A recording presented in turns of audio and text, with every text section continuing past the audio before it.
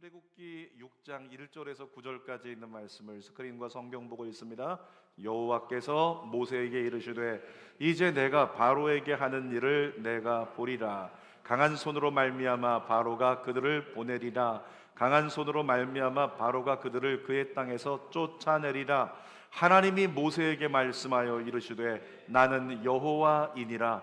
내가 아브라함과 이삭과 야곱에게 전능의 하나님으로 나타났으나 나의 이름을 여호와로는 그들에게 알리지 아니하였고 가나안 땅 곧 그들이 거류하는 땅을 그들에게 주기로 그들과 언약하였더니 이제 애굽 사람이 종으로 삼은 이스라엘 자손의 신음소리를 내가 듣고 나의 언약을 기억하노라.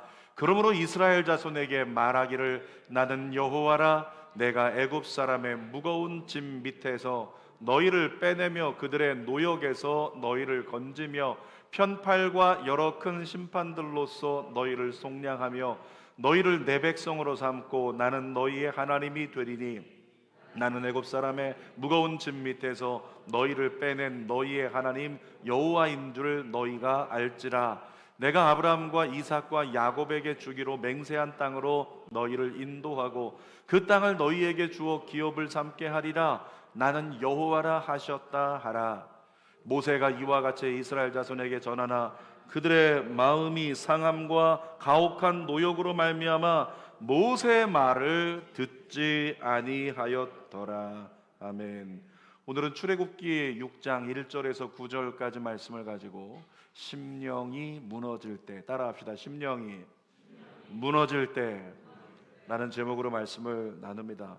여러분, 우리가 살다 보면은 심령이 무너질 때가 있어요. 지금 한 분이 벌써부터 이렇게 눈가가 촉촉한데 심령이 무너져 있는 사람일지 모르겠어요. 살다 보면 심령이 쿵하고 무너져 내릴 때가 있다는 거죠. 저희가 지난해 심령이 무너졌던 경험이 있습니다. 우리 정공화 전도사님 갑작스럽게 아프기 시작하더니 괜찮을 겁니다, 문제 없을 것입니다, 병원에서 얘기했다고 해서 그렇게 믿었는데 한 달 만에 주일 저녁에 응급실에 실려갔는데 주일 밤에 진단이 나왔어요. 급성 백혈병. 그리고 어머니가 다음날 전화가 왔습니다. 목사님, 우리 궁화 3일이 고비랍니다. 이렇게 이야기를 들었을 때 정말 제 심령이 무너져 내리는 그런 마음을, 그런 심정을 겪었죠. 그리고 나서 또 권사님께서 얘기하십니다. 일주일만 잘 넘기면 괜찮을 수 있다고 합니다. 기도해 주십시오. 그래서 우리 전 성도들 같이 해서 우리가 작정해서 기도했던 시간이 있었잖아요. 그렇게 한번 심령이 무너졌던 때가 있었는데 다행히도 지금은 너무나 씩씩하게 건강하게 잘 회복하고 있고 마지막 항암 치료 들어갔습니다. 그런데 마지막 항암 치료 중에 어머니 권사님이 또 연락이 왔어요. 그 어머니 권사님이 얘기를 들으면서 한 번 더 심령이 무너질 뻔, 중요한 글자는 뻔입니다. 무너질 뻔했어요. 한 번 더. 왜냐하면 이야기를 들어보니까 눈에 보이는 검사를 했을 때 암세포는 보이지 않는데 눈에 보이지 않는 미세 잔존하는 암세포가 소량이 발견됐다는 거죠. 그러니까 이번에 마지막 항암 끝나는데 끝나고도 이것이 그대로 있으면 나중에 재발될 수 있다, 이런 얘기예요. 백혈병은 재발되면 굉장히 위험합니다. 그러니까 재발은 있어서는 안 되는 거죠. 그걸 막기 위해서 아니면 이번 치료 가운데 골수 이식을 해야 될 수도 있다. 그래서 목사님 기도해 주십시오 라고 기도 부탁을 받았어요. 여러분, 정궁화 전사님이요, 실제 의학적으로 볼 때는 건강하지 않은 사람입니다. 와가지고 저 괜찮습니다, 여러분 보시기에 괜찮죠, 씩씩하죠, 그러면서 얘기하지만 사실 괜찮지 않은 거예요. 의학적으로는 문제가 있는 상황이라고요. 그런데도 정궁화 전사님 이제 치료 마치고 또 나오면 나와 있을 때마다 집에서 쉬라고 하는데도 교회 와서 이렇게 왔다 갔다 하는 걸 보고 드럼 올라가서 연주하는 거 보면 안 아픈 사람보다도 더 씩씩해요. 이유가 뭘까요? 왜 의학적으로 분명히 문제가 있는데 건강한 사람보다 더 씩씩하고 괜찮고 잘 살고 있는 이유가 뭔가? 저는 이렇게 생각합니다. 심령이 건강하기 때문이라고. 뭐라고요? 심령이 건강하기 때문이라고요. 그럼 심령이 건강한 이유가 뭐지? 정궁화 전사님 MBTI 검사를 하면 앞자리가 E가 나와요. 해보신 분들은 아시죠? 앞자리가 이하고 아이가 있는데 아이는 내향형이고 내성적인 성격의 소유자들. 근데 이가 나오면 외향형입니다. 근데 1번부터 30번까지 그 수치가 있는데 정국화 전사님 수치가 몇으로 나오냐면 30으로 나와요. 그러니까 정국화 전사님은 이 탁구공으로 표현을 하면 탁구공이 열받으면 어떻게 되는 줄 아시죠? 열받으면 탁구공이 가만히 있지 못하고 막 튀어요. 가만히 있지를 못하는 인생이에요. 너무 이게 밝아가지고 어쩔 줄 몰라 하는, 가만히 있지 못하는, 그러니까 그런 에너지가 있으니까 그래서 심령이 건강한 건가? 그래서 괜찮은 건가? 아니면 컨디션이 나름대로 좋다고 하는데 컨디션이 좋아서 괜찮은 건가? 이런 생각을 해볼 수가 있어요.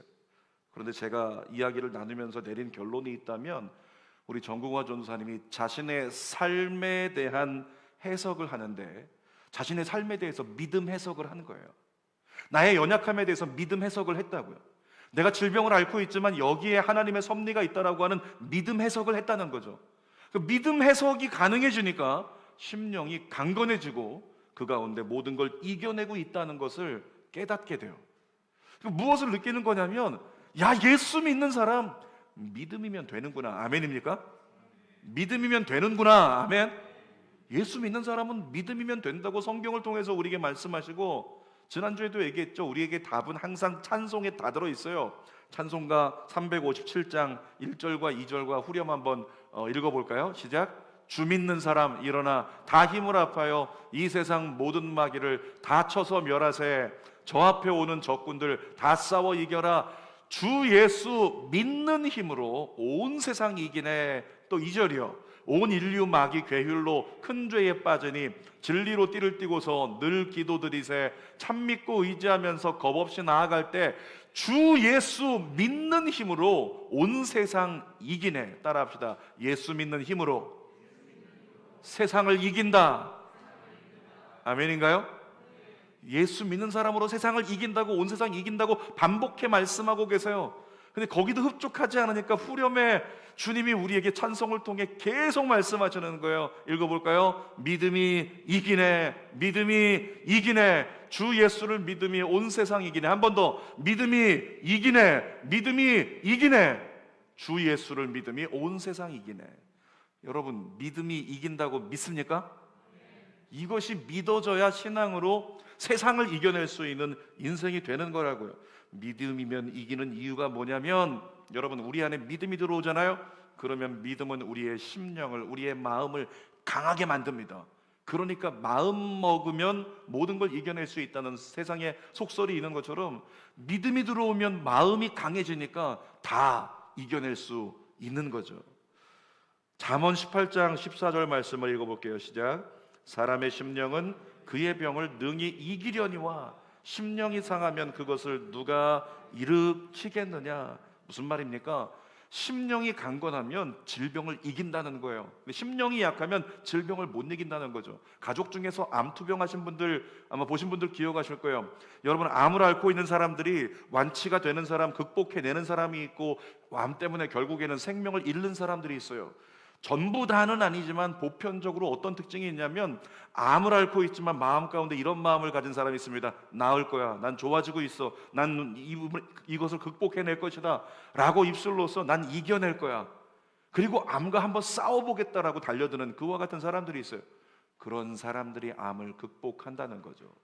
그런데 어떤 사람들이 암을 이기지 못하냐면, 암 때문에, 그것 때문에 마음이 늘 스산하고, 또 항암 치료를 하면 그것 때문에 힘드니까 마음까지도 무너져 버려서 사람도 만나지 않으려고 하고, 무언가 긍정적인 것 생각도 하지 않으려고 하고, 이렇게 살다가 내가 죽는 거 아닌가, 이와 같은 생각에 사로잡히면 그와 같은 사람들이 많이 이기지 못하고 생명을 잃게 된다고 하는 거죠. 그래서 뭐가 중요하냐? 마음이 중요하다라고 얘기를 하는 거죠. 성경 볼까요? 잠언 4장 23절의 시작. 모든 지킬 만한 것 중에 더욱 내 마음을 지키라. 생명의 근원이 이에서 남이니라.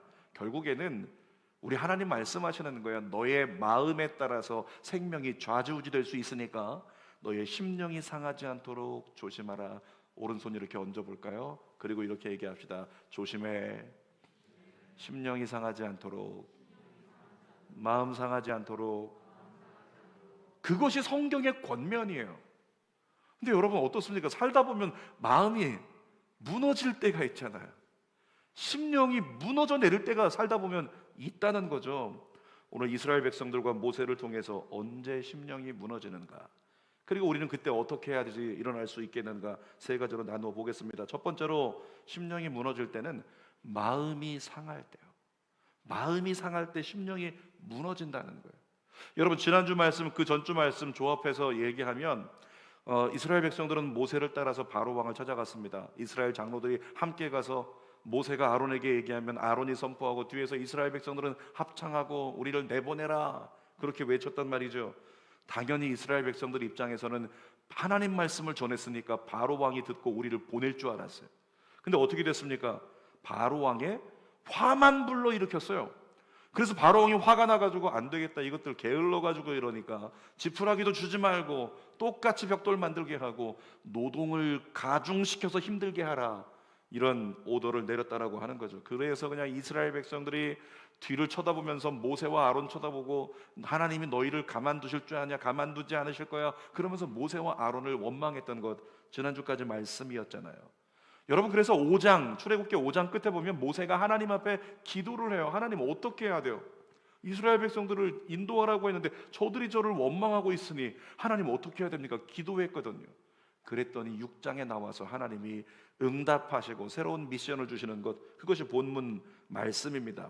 하나님 1절 말씀에서요 바로 응답하셨어요. 모세야, 걱정하지 마, 너는 내가 하는 일을 보게 될 거야, 이렇게 말씀을 하셨다는 거죠. 그러면서 다시 한번 이스라엘에게 가서 나의 말을 한 번 더 전해, 이렇게 말씀하셨어요. 자, 7절과 8절을 읽어보겠습니다. 시작. 너희를 내 백성으로 삼고 나는 너희의 하나님이 되리니 나는 애굽 사람의 무서운 진뭇에서 너희를 빼낸 너희의 하나님 여호와인 줄을 너희가 알지라. 내가 아브라함과 이삭과 야곱에게 주기로 맹세한 땅으로 너희를 인도하고 그 땅을 너희에게 주어 기업을 삼게 하리라. 나는 여호와라 하셨다 하라. 그러면서 모세가 하나님 말씀해 주신 대로 이스라엘 백성들에게 가서 얘기했잖아요. 우리 하나님 여호와께서 이렇게 말씀하셨어. 근데 이스라엘 백성들은 어떻게 반응했죠? 본문 읽을 때 유심히 보신 분들은 기억하시죠? 이스라엘 백성들이 어떻게 반응했는지. 자, 봅시다. 9절 말씀 읽어보겠습니다. 모세가 이와 같이 이스라엘 자손에게 전하나 그들이 마음의 상함과 가혹한 노역으로 말미암아 모세의 말을 듣지 않았더라. 자, 모세가 하나님 말씀을 전하는데 이스라엘 백성들은 듣지 않았대요. 여러분, 듣지 않은 이유가 첫 번째 뭐라고요? 마음이 상했기 때문에. 노동이 끝나기를 기대하고 모세를 따랐는데 오히려 노동할 것이 2배로 많아지는 그런 어려운 상황이 돼버리니까 그들이 모세에 대해서, 아론에 대해서, 하나님에 대해서 마음이 상한 겁니다. 이 마음이 상한 것을 통해서 심령이 무너짐을 경험한 것, 이스라엘 백성들의 상태예요. 여러분, 마음이 상하면 제일 먼저 안 되는 게 뭔지 아세요? 찬양이 안 돼요. 마음이 상하면 찬양이 안 돼요. 예전에는 가만히 서서 박수도 그냥 정박으로 이렇게 치면 되는데 요즘에는 박수 어떻게 칩니까? 정박이 아니라 엇박으로 쳐요. 엇박으로 치다 보니까 그냥 치려면 힘들어요. 이거 해줘야지 편해요. 이거 해줘야, 이렇게 움직여줘야 편하다고요. 근데 마음이 상한 사람 보세요. 마음이 상했는데 와가지고 이게 움직입니까? 안 움직이죠. 그러니까 움직임도 힘들고 찬양에 동화되는 것도 힘들고 찬양을 제대로 드릴 수가 없는 거예요. 여러분, 마음이 상했는데 억지로 찬양하게 하려는 것은 어떤 일이냐면 잠언 25장 20절에 처음 보는 설명이 있죠. 한번 읽어보겠습니다. 시작. 마음이 상한 자에게 노래하게 하는 것은 추운 날에 옷을 벗음 같고 소다 위에 식초를 부음 같으니라. 자, 소다 위에 식초 부어 보셨나요? 어떻게 돼요? 붓자마자 부글부글 막 끓어올라요. 그 마음이 상한 자에게 찬양합시다. 찬양 좀 해요. 찬양하자고 막 할렐루야 이러고 붙잡는 거 뭐 하는 거다? 추운 날에 옷 벗기는 것처럼 더 힘들게 만드는 거고, 소다 위에다가 식초 부은 것처럼 부글부글 끓어올게 만드는 거라고요. 그러니까 마음이 상하면 그러면 찬양이 안 된다는 거죠. 자, 찬양이 안 된 사람 살펴봅시다. 찬양이 안 되면 마음 문이 안 열려요. 마음 문이 안 열리면 말씀이 들어가질 않습니다. 말씀이 들어가지 않으면 기도할 수가 없어요. 말씀 붙잡고 기도해야 되는, 내게 주시는 말씀이 없으니까 기도가 안 되는 거예요. 결국에는 총체적으로 마음이 상해가지고 찬양을 놓치기 시작하면 다 예배가 무너지게 된다는 거죠. 여러분, 예배 순서 중에서 항상 찬양하는 시간이 앞쪽에 있습니다. 저희는 정시에 이제 묵시를 하고 시작을 하지만 일반적인 교회들 보면 예배 10분 전부터 20분 전부터 찬송을 불러요. 사실은 그 시간이 예배의 시작인데 항상 앞에 찬양이 있는 이유가 뭐예요? 이 찬양으로 우리의 마음의 문을 여는 거예요. 찬양 열심히 불러야 돼요. 찬양을 통해 내 마음이 열려야 됩니다. 이 일주일에 어떤 삶을 살았든지 상관없이 찬양에 모든 걸 쏟아내다가 마음이 열려야 돼요. 아멘을 기대하는 거거든요. 찬양을 부르다가 마음이 열려야 돼요. 여러분, 그런데 찬양을 부르고 마음이 열리면 목사가 어떤 말씀을 전하려고 해도 그 말씀이 다 들어간다는 거예요. 그 말씀을 들을 때, 말씀이 심겨질 때 그 말씀 붙잡고 하나님 앞에 기도하면 변화와 역사가 일어나는 거죠. 그러니까 찬양이 안 되면 결국에는 예배는 총체적으로 안 되는 거예요. 이 가정에서 온라인으로 예배 드릴 때 기억하시죠? 제가 온라인으로 한번 예배를 드린 적이 있는데 제일 힘든 게 뭔가 살펴봤어요. 그랬더니 가장 힘든 게 찬양을 통해 하나님 앞에 나아가는 게 힘들더라. 그래서 어떤 분은 이렇게까지 하신대요. 불 꺼놓고 큰 TV만 켜놓고 그 앞에 바짝 서가지고 불 꺼놓고 집중해서 그 가운데 예배하려고. 그러니까 조금 낫더라. 소파에 앉아가지고 가정에서 예배 드리시는 분들 소파에 앉아서 찬양하려고 손 들고 느끼려고 아무리 해봐도 안 느껴진다는 거죠. 찬양이 어려워요. 그래서 가정에서 예배 드리는 게 그만큼 힘들다라고 하는 거죠. 어떤 할머니가 교회를 갔습니다. 시골에서 교회를 갔더니 목사님이 가르쳐줘요. 할머님, 우리 하나님이 주신 말씀이 있습니다. 그 말씀은 구약이 있고요, 신약이 있습니다. 우리 신약에서 예수님께서 우리를 위해 십자가에 돌아가셨는데 예수님은 못 고칠 질병이 없습니다. 할머님, 예수님 만나면 모든 병 다 고칠 수 있어요. 그렇게 이렇게 설명을 해드렸거든요. 그랬더니 할머니가 뭐라고 얘기하시냐면, 아니 목사님, 그러면 나 아픈 데가 정말 많은데 우리 예수님께 부탁해가지고 나 약 처방 좀 해달라고 이렇게 말씀하신 거예요.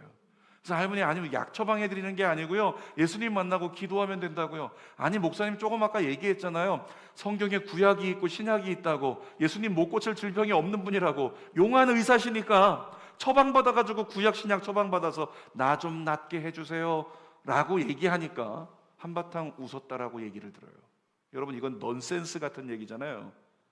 그런데 어떻습니까? 넌센스인가요? 넌센스입니까? 성경을 읽어본 사람들은 알아요. 성경은 우리를 고칩니다. 성경은 우리를 살리는 거죠. 그러니까 그 할머니의 말씀이 진짜였던 거예요. 성경을 통해서 하나님의 놀라운 은혜의 처방을 내가 받으면 모든 문제 가운데서, 모든 연약함 가운데서 회복할 수 있다는 거죠. 그러니까 우리가 마음이 상하면 심령이 무너지는데 마음이 상한 문제도 처방이 성경에 있더라는 거예요. 빌립보서 4장 6절 7절 읽어봅시다. 아무것도 염려하지 말고 다만 모든 일에 기도와 간구로 너희 구할 것을 감사함으로 하나님께 아뢰라. 그리하면 모든 지각에 뛰어난 하나님의 평강이 그리스도 예수 안에서 너희 마음과 생각을 지키시리라. 사랑하는 여러분, 우리가 마음이 좋지 않은 이유가 뭐냐면 감사할 것이 없다고 생각되면 마음이 안 좋아요. 우리가 어떤 사람에 대해서 불편한 마음을 가지고 있을 때 그 불편한 마음이 사라지지 않는 이유는 그에게서 좋은 점을 발견하고 찾지 않고 있기 때문에 불편한 마음이 사라지지 않는다는 거예요. 부부 상담을 할 때 이 상담을 해보면 남편에 대해서, 아내에 대해서 이렇게 좀 칭찬할 것을 한번 찾아서 써봐라. 그리고 아내가 남편을 칭찬할 것을 써보고, 그 다음에요, 이 쓴 부부들에게 또 얘기합니다. 마음에 안 드는 걸 써보라고. 그러면 A4지를 나눠주는데 거기에 위에다가 칭찬할 것은 한 2줄, 3줄 정도 쓰다가 마음에 안 드는 건 한 장을 다 채우고 막 아내들은 종이 더 달라고 그래요. 이게 인생이에요. 사람은 심리적으로요, 긍정적인 것보다 부정적인 것을 인지하고 기억하는 그 능력이 3배가 된대요. 그러니까 우리가 그렇게 안 좋은 일이 더 크게 자꾸 생각이 나는 이유가 뇌가 그렇게 생겼다는 거예요. 안 좋은 걸 3배 더 기억한대요. 안 좋은 감정을 3배 더 느낀다는 거죠. 근데 누군가가 나에게 3개 잘하고 3개를 못했으면, 그러면 3개 못한 게 3배가 돼서 9개 못한 것처럼 느껴진다는 거예요.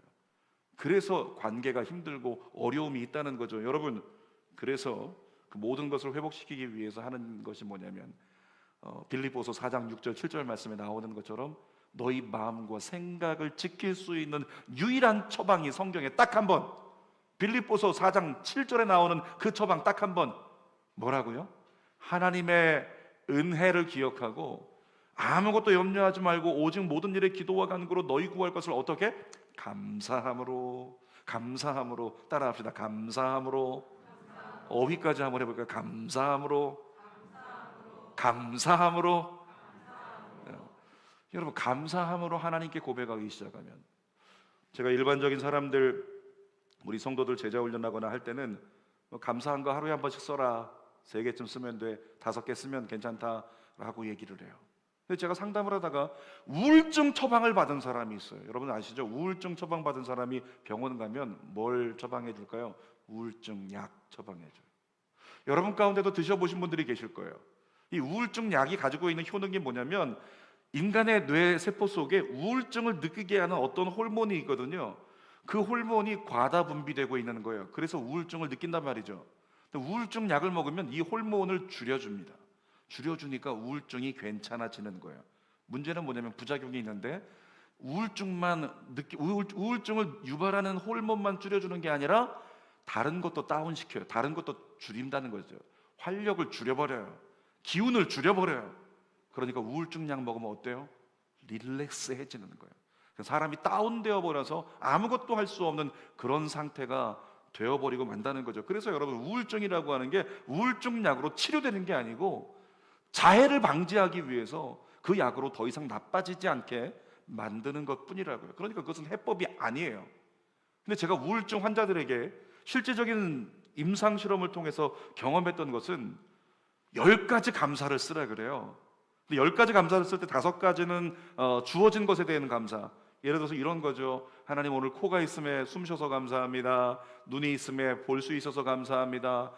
우리 집에 집이 있어서 감사합니다. 차가 있어서 감사합니다. 주어진 것들에 대해서 감사하는 거 5가지. 근데 나머지 5가지는 이렇게 쓰라고 합니다. 주어지지 않은 것에 대한 감사. 사실은 목적이 여기 있는 거예요. 주어지지 않은 것, 지금 우리 가정에 먹을 게 없지만 그래도 아직까지 건강이 남아있어서 감사합니다. 오늘 내게 이와 같은 어려운 일이 벌어졌지만, 사고를 당했지만 사고로 목숨을 잃지 않아서는 감사합니다. 누군가가 나를 크게 비난했지만 그럼에도 불구하고 나를 사랑하는 사람이 또한 있음에 감사합니다. 이러면서 주어지지 않은 것에 대해서 5가지 감사를 하게 만들어요. 근데 여러분이 그것을 가지고 제가 우울증을 앓는 사람들 40일 동안 감사하게 합니다. 이 10가지를 40일 동안 쓰시라고. 근데 목적은 뭐라고요? 주어지지 않은 것에 대한 감사. 이것을 쓰다 보면 자기도 모르게 자기 프로세서가 바뀌기 시작하는 거예요. 내 삶 가운데 없는 것이라고 생각했는데, 부족하다고 생각했는데, 감사할 일이 없다고 생각했는데 감사할 일이 느껴지기 시작해요.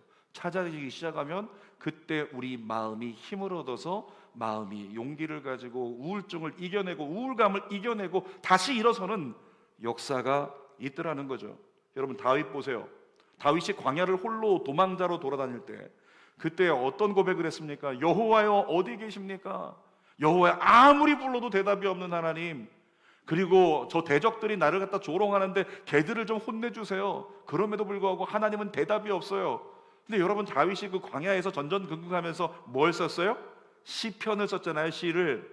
그 시의 마지막 장면이 대부분 어떤지 아십니까? 대부분 마지막에는 하나님께 감사합니다 라는 고백을 하더라는 거죠. 다윗을 통해서 발견되는 게 뭐냐면, 우리 마음이 정말로 무너질 것 같은, 상하여 무너지고 우울에 넘어질 것 같은 환경 가운데 있을 때 다윗을 쫓아서 감사하기 시작한다면 그는 그 광야를 이겨낸다.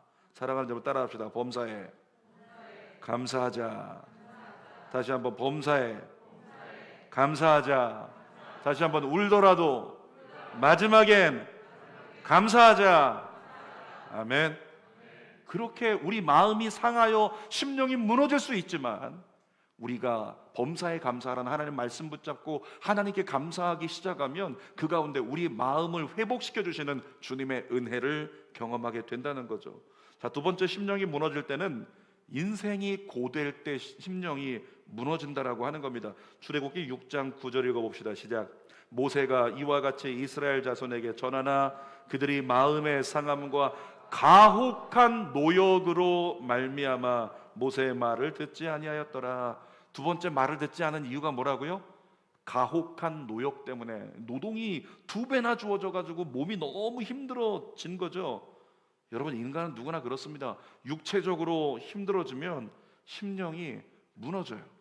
육체적으로 너무 힘들어지면 심령이 무너집니다. 그리스도인도 예외는 아니에요. 어떤 집사님이 2주 전에 연락이 왔어요. 목사님, 기도해 주십시오. 너무 마음이 좋지 않습니다. 제 심령이 무너졌어요. 기도 부탁하셨어요. 이유를 들어보니까 지금 코로나 시즌에 매출이 20%밖에 안 돼요. 너무 힘든 거죠. 나름대로 그거 기도하면서 버틸 수 있는데 이번 주간에 내 심령이 너무 무너졌다는 거예요. 이유가 뭔가 했더니 명절이 지나갔잖아요. 명절에 가족들을 이제 연락하고 또 만날 수 있는 사람은 만났는데 가족들이 전부 다 조롱을 하더라는 거예요. 야, 우리 집안에서 제일 지금 안 되는 사람 넌 줄 알지? 우리 나름대로 다 버텨내는데 너만 그렇게 안 되는 거 알지? 그 사람이 누구냐면, 그 집사님이 누구냐면 가문에서 유일하게 예수 믿어가지고 날마다 큰 소리 뻥뻥 치면서 하나님 우리를 지켜주신다, 하나님 우리를 도와주신다, 그렇게 얘기를 했던, 가족 구원하겠다고 외쳤던 분이라고 하는 거죠. 그런데 이야기를 듣는 게 뭐냐면 예수에 그렇게 미쳐있더니 꼴 좋다, 예수가 밥 먹여주냐, 그 이야기를 들으면서 자존심이 상하고 마음이 무너져가지고 정말 마음이 좋지 않다고 기도해달라고 부탁하더라고요. 여러분, 잘 들으세요. 예수 믿는 가정이 무엇이든지 잘 되어야 본이 될 것 같죠? 예수 믿는 가정의 아이는 대학 시험 봐도 척척 붙고, 병자가 기도하면 병이 막 나버리고, 돈 벌어도 예수 믿는 가정은 더 많이 벌어야, 그래야 덕이 될 것 같죠? 그래야 맞을 것 같죠? 성경은 그렇게 얘기하지 않습니다. 그것이 답이라고 얘기하지 않습니다. 세상은 그렇게 얘기해요. 세상 가치는 얻은 게 많으면 인정해 주겠다. 여러분, 이것이 세상 가치지만 예수의 가치, 그리스도인의 가치는 다르다는 거죠. 기독교의 가치는 어디 있을까요? 이 사순절에 여러분 기억하시죠? 기독교의 가치는 십자가입니다. 아멘입니까?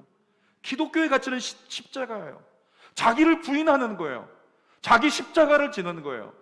그리고 남들이 가지 않으려고 하는 게, 남들은 전부 다 편한 길로 그냥 괜찮다고 얼마든지 누릴 수 있는 길로 가려고 할 때, 나는 절제하고 나는 주님이 원하시는 뜻이라고 하는 그 좁은 길을 걸어가라고 좁은 문을 선택하는 삶, 이것이 기독교적인 가치라는 거죠. 모두가 자기 유익을 찾아서 이득이 되는 길을 찾아갈 때 나는 하나님의 뜻을 찾아서 오히려 내려놓는 삶을 선택하는 삶, 그것이 기독교의 가치라고 하는 겁니다. 여러분, 우리 그리스도인들도 주어진 삶이 너무 힘들어서 인생이 고난스러울 때가 있어요. 그때 우리 심령은 무너집니다. 여러분, 그때 우리에게 필요한 것이 무엇이냐면, 우리 정궁화 전사님을 통해서 일어났던 역사, 우리 안에 모든 문제에 대한 믿음 해석이 주어져야 한다는 거예요. 모든 상황에 대해서 상황 그대로 느끼는 게 아니라 그 상황 속에 하나님의 섭리가 무엇인지를 깨닫고 내 안에 믿음 해석이 가능해져야 그 상황을 극복하고 이겨낼 수 있다는 거죠. 이런 겁니다. 성경의 스토리를 전부 다 이렇게 공통적으로 집어본다면 성경의 스토리는 공통적으로 고난에 대해서 우리에게 특별한 가치가 있다고 남기고 있습니다. 자, 출애굽기 2장 6장 5절 중반절 말씀을 읽어보겠습니다. 시작. 이스라엘 자손의 신음소리를 내가 듣고 나의 언약을 기억하노라. 자, 하나님 말씀인데 이스라엘 백성들이 뭘 들었대요? 신음소리를 들었대요. 아파하는 소리를 들었다는 거죠. 그 하나님께서 이스라엘 백성들의 신음소리, 아파하는 소리를 들을 때에 그들에게 무엇을 베풀어 주셨다? 구원을 베풀어 주셨다. 이것이 사사기의 이야기잖아요. 여러분, 결국에는 진짜 고난이라고 하는 것은 우리에게 있어서 고난 그대로가 진짜가 아니고 하나님이 구원을 이루기 위해서 우리에게 던지시는 구명 튜브와 같다라고 여겨지는 거예요. 우리가 세상 가운데 어떻게 살아가는데요? 그런 얘기하죠. 세상에 빠져 살아간다고. 우리는 세상 가운데 세상 욕망과 세상 가치와 세상 모든 것에 빠져 살아가잖아요. 거기서 허우적거리는 거예요.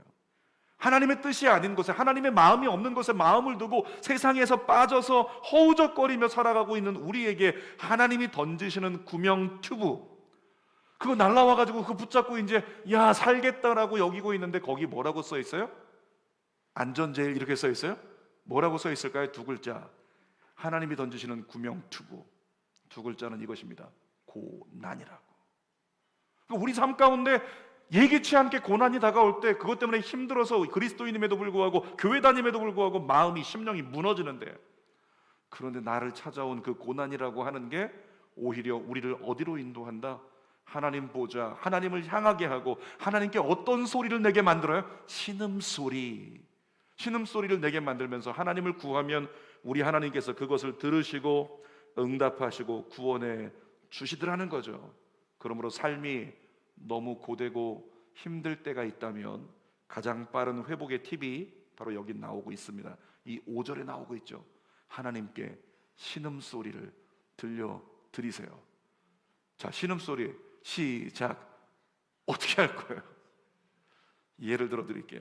한나, 김지원 집사님의 둘째 딸 한나 말고 성경에 나오는 한나. 여러분, 한나가 보니까 분인나라고 하는 그 여자가 둘째 부인인데 그냥 자기는 아기가 있는데 나는 아기가 없다고 그렇게 막 그냥 쥐어받고 자꾸 못 살게 굴고 비난하고 조소하는 거죠. 저 복받지 못한 여자, 손가락질하는 거예요. 한나가 마음이 너무 안 좋았어요. 그래서 어떻게 했습니까? 하나님의 성전에 나가 뭐 했다고요? 신음소리를 하나님께 들려드렸어요. 뒤에서 보니까 엘리 제사장이 왔다 갔다 하고 있는데 한나가 엎드려 있는데 뭐라고요? 저 여자 술 취해가지고 술 주정하는구나. 왜? 술 취해가지고 엎드려가지고 그냥 낑낑대는 줄 알고 있었던 거예요. 신음소리밖에 안 나요. 어떤 소리를 냈는지, 주여 주여 했는지 모르겠어요. 그러나 신음소리를 내고 있는데 나중에 가까이 와서 보니까 아, 술 취해서 그런 게 아니구나. 하나님 앞에 고통이 있구나. 그 고통 소리에 대해서 엘리를 통해 하나님 뭐라고 말씀하십니까? 내가 너의 고통 소리를 들었다. 내가 너의 신음 소리를 들었다. 사랑하는 여러분, 힘들고 어려울 때 주 앞에 나와서 주저리 떠들지 않아도 돼요. 기도 많은 것을 가지고 쏟아내지 않아도 괜찮습니다. 그냥 나와서 하나님 부르세요. 주님이라고. 주님만 불러도, 주님 하나 부르면서 내 눈에서 눈물이 흐를 때 그때 나에게 응답하시는 주님을 경험하게 될 줄 믿습니다. 그래서 결과적으로 고난에 대해서 공통적으로 부여하고 있는 가치는 뭐냐면, 고난은 곧 축복의 시작이라고 성경은 얘기를 하고 있어요. 그래서 우리가 성경을 붙잡고 씨름하면서 어떤 것을 경험해야 될까요? 내 인지의 변화가 일어나는 거. 내 삶에 지금 주어진 게 고난이고 질병이고 답답함이고 슬픔인데, 아픔인데 이것이 진짜 아픔인가? 아니, 이것을 통해서 이루시려고 하는 하나님의 계획과 뜻이 있다는 것을 깨닫는 순간 우리 안에 놀라운 변화와 함께 극복하는 역사가 일어난다는 거죠. 그리고 마지막에 이렇게 고백하게 되겠죠. 시편 119편 71절의 고백으로 시작. 고난당한 것이 내게 유익이라. 이로 말미암아 내가 주의 율례들을 배우게 되었나이다. 간증했던 수많은 사람들, 아니 주는 교회 안에서 간증했던 분들 중에서도 기억합니다. 너무나 힘들어가지고 신음소리를 내요. 너무 힘들다고 성전을 찾아서 신음소리를 내요. 근데 하나님이 그때 그 신음소리를 들으시고 때가 되매 응답하시더라는 거죠. 사랑하는 여러분, 저와 여러분에게 고난이 다가올 때 그것은 우리가 보기에는 고난 같지만, 이스라엘 백성들이 보기에는 고된 노역 같지만, 그것이 하나님이 던지는 구명 튜브였다라고 하는 것 잊지 말고, 앞으로도 우리의 삶 가운데 주님의 뜻이 빨리 해석되어지도록 성경 말씀 붙잡고 씨름하면서 내 안에 믿음 해석이 주어질 때까지 주 앞에 머무는 여러분 다 되시기를 주님의 이름으로 축복합니다. 자, 세 번째로 보니까 심령이 무너질 때가 또 있는데, 자존감이 무너질 때 심령이 무너집니다. 모세는 부르심을 받아서 명령하신 대로 순종했지만 마음은 불편했어요. 왜냐하면 모세는 컴플렉스가 하나 있었죠. 뭐에 있었죠? 말하는 것을 잘 못했잖아요. 이게 컴플렉스라서 사람 만나기도 힘들고 얘기하는 게 너무 힘들었어요. 게다가 지금 몇 살이에요? 40세에 도망쳐가지고 지금 80세입니다. 이집트의 왕자가 될 사람이었는데 지금 어떻게 살고 있어요? 광야로 도망쳐가지고 광야에서 양치기 하고 있어요. 양치기는 유대인들에게 있어서는 가장 허드렛 일에 해당한단 말이죠. 그러니까 내가 왕자가 될 사람인데 지금 양치기 하고 있다? 자존감 바닥으로 무너진 모세였습니다. 그런데 하나님께서 가서 말로 이스라엘 백성들에게 선포하라, 바로에게 선포하라고 말씀하시는데 모세는 걱정이 됩니다. 내 말투가 이상해가지고, 입이 뻣뻣한 자여가지고 내 말투 보고 사람들이 우습게 여기면 어떡하지? 거꾸로 나에게 너나 잘해라고 얘기하면 어떻게 하지? 온갖 생각이, 부정적인 생각이 모세 안에 가득했다고요. 그래서 하나님께 모세가 대답하잖아요. 하나님, 저 못합니다, 저 안 됩니다 라고 대답을 하죠. 그럼에도 불구하고 나중에 순종해가지고 나갔는데 바로 왕은 거절을 했죠. 그리고 이스라엘 백성들은 모세를 거꾸로 원망하기 시작했죠. 6장에서 보니까 하나님 말씀 듣고 다시 이스라엘 백성들에게 선포했는데 이스라엘 백성들은 말을 해도 듣지를 않죠. 그 다음에 하나님께서 더 매정하게 바로에게 또 가서 선포하라 이렇게 이야기를 했을 때 모세는 정말 마음이 불편했어요. 자, 성경 봅시다. 모세의 상태를 출애굽기 6장 12절이요 시작. 모세가 여호와 앞에 아뢰어 이르되 이스라엘 자손도 내 말을 듣지 아니하였거든 바로가 어찌하여 들으리까? 나는 입이 둔한 자니이다. 자존감이 낮은 사람의 전형적인 모습이라는 걸 여러분이 밑줄 쳐놓고 봐야 돼요. 나는 안 됩니다, 나는 못합니다 라고 고백을 하죠. 자, 출애굽기 6장 29절도 중반절 읽어보겠습니다. 나는 여호와라, 내가 내게 이르는 바를 너는 애굽 왕 바로에게 다 말하라. 그러니까 모세가 또 대답을 해요. 하나님 제발요, 저 좀 힘들게 하지 마세요. 그리고 39절에 이렇게 얘기합니다. 39절 시작. 모세가 여호와 앞에서 아뢰되 나는 입이 둔한 자이오니 바로가 어찌 나의 말을 들으리까? 사랑하는 여러분, 이 모세를 보세요. 지금 모세의 상태가 이집트의 왕자였다가 지금 저 양치기로 전락해 있고 40세 젊은이였다가 도망쳐서 지금 80세가 돼 있고 입은 뻣뻣해가지고 말은 할 줄 모르고 그런 가운데 있는데 하나님께서 그렇게 말로 가서 선포하라고 하니까 모세가 하나님 명령을 듣고도 몇 번이나 거절했다? 3번이나. 3번씩이나 하나님 앞에 하나님 저 못해요, 저 안 됩니다 라고 이야기를 하고 있는 겁니다. 제 입이 둔하기 때문에 말씀을 선포할 수 없습니다. 사랑하는 여러분, 잘 구분하세요. 자존감이 높은 사람과 낮은 사람의 차이가 있는데요, 자존감이 낮은 사람은 못하는 걸 찾습니다. 자존감이 낮은 사람은 내가 못하는 걸 찾아요. 나 이것 때문에 안 되는데, 나 저것 때문에 안 되는데 못하는 걸 찾지만 자존감이 높은 사람은 어떤 걸 찾습니까? 할 수 있는 것을 찾습니다. 그러니까 결과적으로 자존감이 낮은 사람은 못한다는 말을 자주 해요. 근데 자존감이 높은 사람은 할 수 있다는 말을 자주 하게 되더라는 거죠. 여러분이 자녀들을 양육할 때 아이들을 살펴보세요. 지금 자존감이 낮은 게 문제는 아니에요. 키워주면 되니까. 근데 우리 아이 입에서 뭐가 자주 나오나 따져보세요. 못한다가 나오는지, 아니 할 수 있다고, 나 해보고 싶다고 그런 고백이 나오는지, 거기서 자존감의 높고 낮음을 분간할 수 있더라는 거죠. 아무튼 인간은 자존감이 무너지면 10년까지 무너져서 아무것도 할 수가 없습니다. 그리고 자존감이 바닥이 무너져 버리면 사탄이 가만 내버려두지 않습니다. 그 부정적인 생각과 감정을 사용해가지고 정말로 힘들어지게 만든다는 거죠. 그대로 있으면 안 되고 무엇이 필요할까요? 회복해야 된다는 거죠. 여러분, 우리가 자존감이 낮은 자가 회복을 위해서는 하나님의 실존에 대한 확인이 필요합니다. 여호수아 기억하시죠? 모세가 하나님께 데려감을 당했을 때 여호수아가 후계자로 지목당했어요. 여호수아가 하나님 앞에서 말을 못해요. 대사가 없어요, 성경에 보니까. 그런데 하나님께서 여호수아에게 출애굽기 신명기 마지막부터 여호수아 1장까지 계속해서 반복해서 말씀하시는 게 뭔지 아시죠? 여호수아 잘 들어, 여호수아 나봐, 여호수아 날 쳐다봐, 강하고 담대하자, 여호수아 일어나, 강하고 담대하자, 마음을 강하고 담대히 하라, 내가 너와 함께하리라. 여호수아 잊지마, 내가 너와 함께할 거야. 넌 혼자가 아니야, 넌 부족하지만 내가 널 도와줄 거야. 하나님 뭐 하고 계신 거예요? 뭐 하고 계신 거예요? 자존감을 높이시는 거예요. 자존감을 계속해서 높여주시면서 아니야, 너 할 수 있어. 여러분들이 자녀 양육할 때 그런 분들 계시죠? 우리 아이들에게 아니 할 수 있어, 할 수 있어, 할 수 있어, 해보자, 한번 해보자, 할 수 있어, 이렇게 이야기해 주는 거. 이유가 뭘까요? 이 아이가 자존감이 낮아가지고 자신이 없어서 못하겠다라고 하는 것을 할 수 있는 경험을 시켜주고 싶어서. 우리 하나님이 여호수아에게 했던 것이 똑같다는 거죠. 그래서 우리는 성경 말씀을 통해서 하나님의 음성을 들어야 되고, 하나님의 음성이 나에게 뭐라고 말씀하시는가? 넌 결코 혼자가 아니다. 너 이겨낼 수 있어. 너 할 수 있다. 이와 같이 계속적으로 말씀하시는 주의 음성을 듣고 하나님께 의지했을 때 우리가 심령이 무너짐을 이겨낼 수 있다는 거죠. 자, 시편 146편 3절 읽어보겠습니다. 시작. 귀인들을 의지하지 말며 도울 힘이 없는 인생도 의지하지 말지니. 여러분, 사람 의지하지 마세요. 사람이 여러분 절대 세워주지 못합니다. 시편 146편 5절도 읽어보겠습니다. 야곱의 하나님을 자기의 도움으로 삼으며 여호와 자기 하나님에게 자기의 소망을 두는 자는 복이 있도다. 시편 115편 9절도요. 이스라엘아, 여호와를 의지하라. 그는 너희의 도움이시요 너의 방패시로다.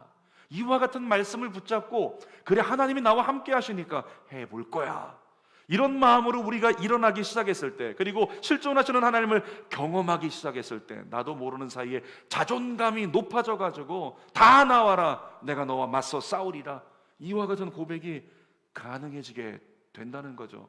특별히 퍼펙트하게 우리를 세울 수 있는 하나님의 역사, 그것은 성령의 역사입니다. 이사야 61장 1절 읽어보겠습니다. 주 여호와의 영이 내게 내리셨으니 이는 여호와께서 내게 기름을 부으사 가난한 자에게 아름다운 소식을 전하게 하려 하심이라. 나를 보내사 마음이 상한 자를 고치며 포로된 자에게 자유를, 갇힌 자에게 노임을 선포하며. 성령이 나에게 임하면 그와 같은 역사가 나를 통해 일어난다는 거죠. 사랑하는 여러분, 여러분이 누군가를 위해 기도해 줬는데 누군가에게 응답이 일어나서 그 사람이 회복이 돼요. 누군가에게 한마디 던졌는데 그 사람이 회복되는 걸 경험한다고 생각을 해보세요. 우리 안에 용기가 생깁니다. 믿음의 용기가 생깁니다. 하나님이 나를 통해 역사하신다는 믿음이 생깁니다.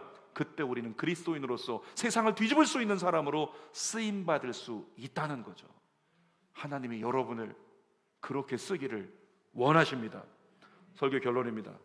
오늘 제목이 뭐였어요? 심령이 무너질 때.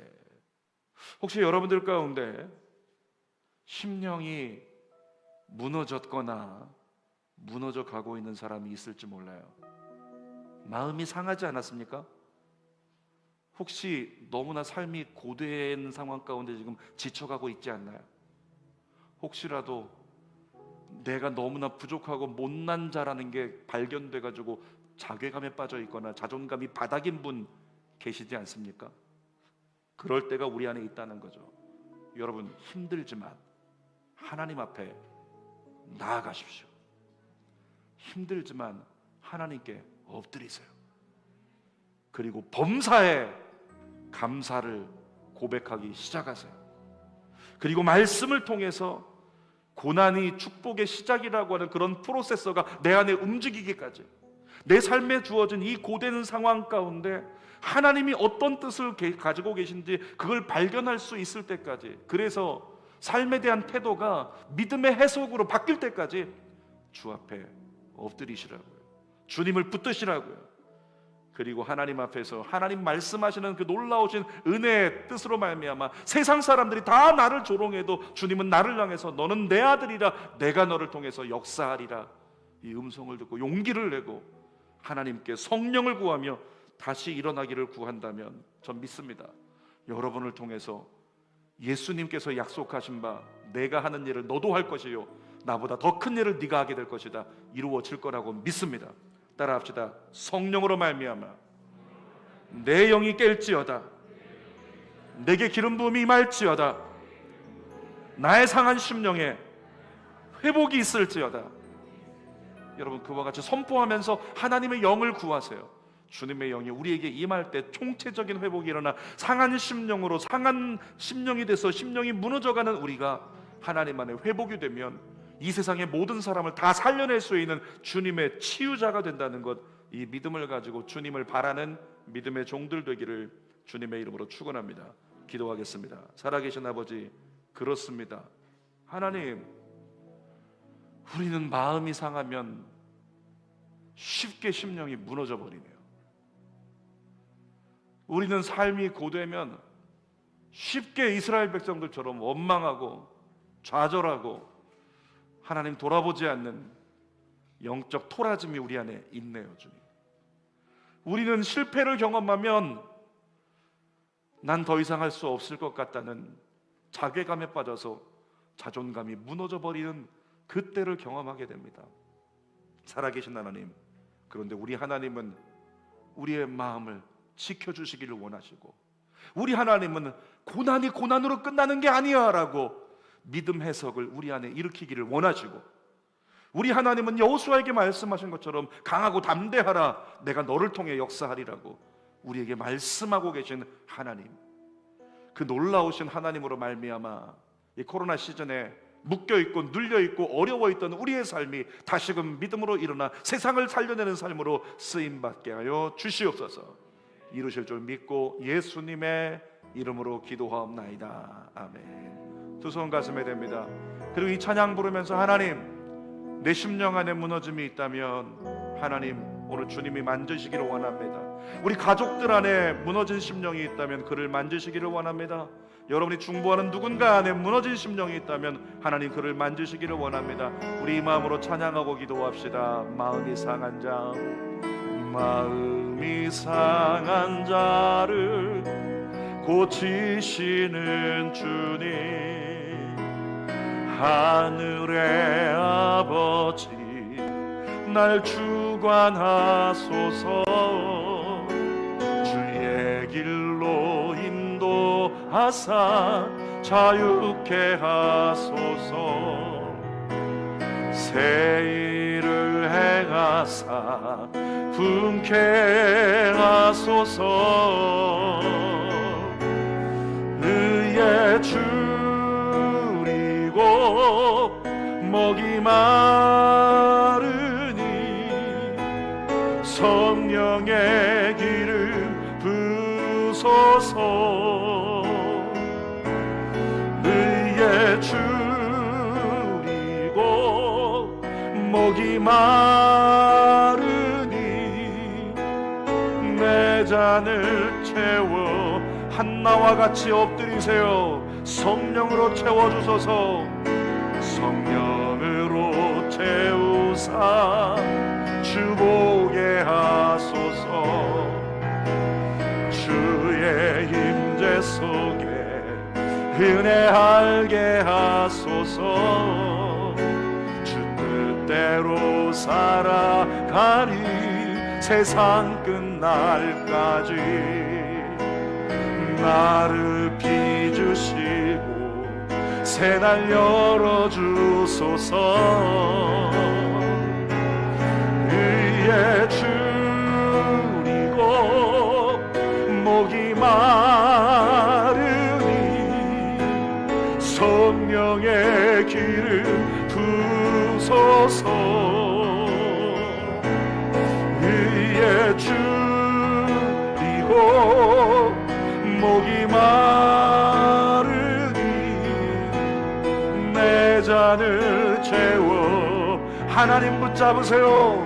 의에 줄이고 목이 마르니 의에 줄이고 목이 마르니 성령의 기름 부소서. 의에 줄이고 목이 마르니 내 잔을 채워. 다시 한번 우리의 심령을 하나님께 쏟아넣으며 의에 줄이고 의에 줄이고 목이 마르니 성령의 기름 부소서. 의에 줄이고 목이 마르니 내 잔을 채워 주소서.